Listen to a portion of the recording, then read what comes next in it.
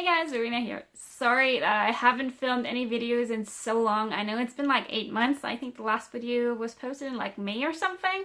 I'm so sorry. So the reason is I was really busy. And that's why I'm filming this video right now, because I actually changed my profession and I became a flight attendant for a major German airline.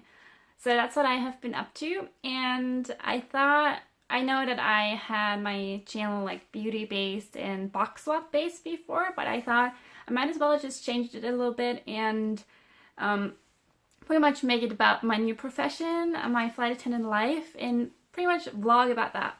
So this is my first vlog video ever, pretty much. So yeah, I thought I might as well just talk about the hiring process, how you can become a flight attendant, what to wear to your flight attendant interview and all of that. So you can get an idea if maybe you're interested in becoming a flight attendant, what awaits you in the process of actually becoming one. So what I did was I researched airlines online. After that, I applied online.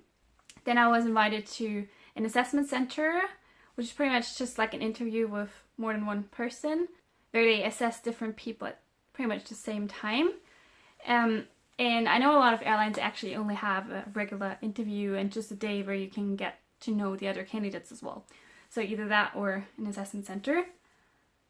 And then they let me know after maybe like half an hour after my last interview that I actually got the job, and then I had to do some medical tests like a vision test, a hearing test, some blood work.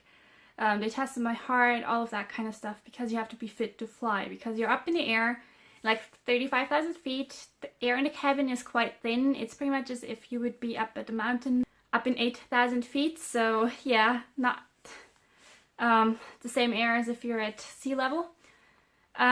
Trolleys are heavy and you're working long hours, all of that.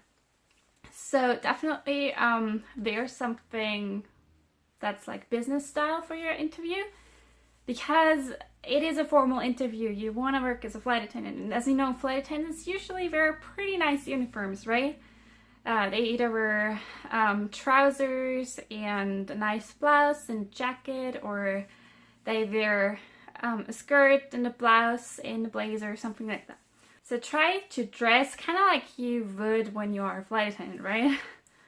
I've seen people who went to flight attendant interviews in jeans and Converse, for instance. I don't have to tell you that that's not the best first impression you can give them, right? Because they do want to see what you look like in your uniform later, right?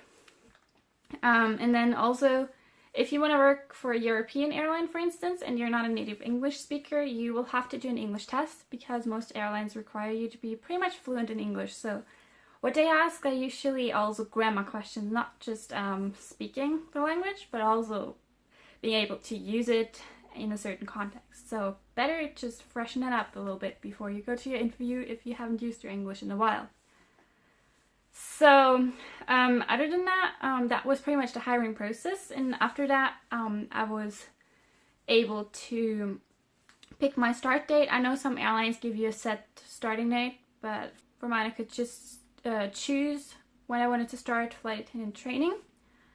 And flight attendant training, the thing is, when you're hired, you're not automatically a flight attendant.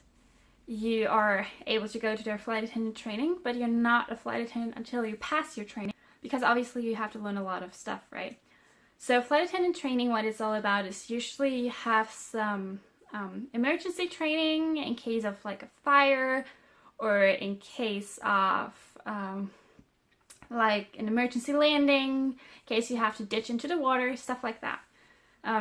So most airlines actually require you to swim, just to let you know. So after that, usually you have service training also for your airline, so that you're able to know what the airline expects. For instance, I fly on an Airbus 330 and 340, which are pretty much long haul planes because they're so big. So we do have like full service and stuff. We offer beverages, we offer meals, all of that. And then I also work in economy and business class, so I was trained for both of those. So training usually takes between 4 and 12 weeks depending on the airline, and usually you have a few trainee flights. So I had like 3 training flights that were international. I went to Seoul, South Korea. I went to Bombay, India, and I went to Denver, USA. So flight attendant training for me, I thought it was not that hard. I thought that the emergency and first aid training and stuff, they were really long and quite demanding. You really needed to pay attention in order to keep up and stuff. But it was a lot of fun, and I got really close with a lot of people from my flight attendant training class, whom I still keep in touch with and stuff. So that was really fun. And what I can tell you is just don't plan anything for the time you're doing your flight attendant training, because it will take up all your time. It's not possible any other way. So just keep that in mind. And yeah, when you're done with training, you're a full-fledged flight attendant. And for me, that's working in Munich. So I don't live in Munich. I actually live in Austria, near Salzburg. So I actually have to drive a long ways to the airport, which for me is usually about 2.5 or 3 hours. But then again, since I fly mainly long-haul flights, I only have to go to the airport like 4 or 5 times a month, which is quite okay, I'd say. And I actually have my short-haul training at the end of the month, which will be on the A320. So I'm excited for that. And I think that was like pretty much everything that comes to my mind now concerning the hiring process and flight attendant training. So if you have any other questions, please just let me know below. I'll answer all of them. And just keep watching out for new videos about my flight attendant life. And don't forget to follow me on social media.